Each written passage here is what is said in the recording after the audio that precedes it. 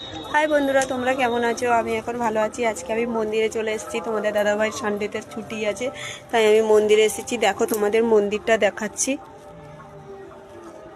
দেখো, এখন তো ঠাকুর দেখতেই দিচ্ছে না, পুজো দিয়ে দিয়েছি, তাই ঠাকুর দেখতে দেবে না বা ফোনে তুলতে দেবে না, তাই মন্দিরটাই তোমাদের দেখালাম। দেখো, এই হলো মন্দির। ওখানে একটা মন্দির আছে ছোট্ট। এই আমরা আরও একটা ছোট্ট মন্দিরে উঠেছি। দেখো, দেখতেই পাচ্ছ কত সুন্দর। এই দেখো মহাদেব।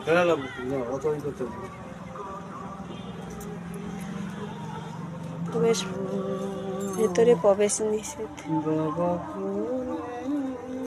দেখতেই পাচ্ছ।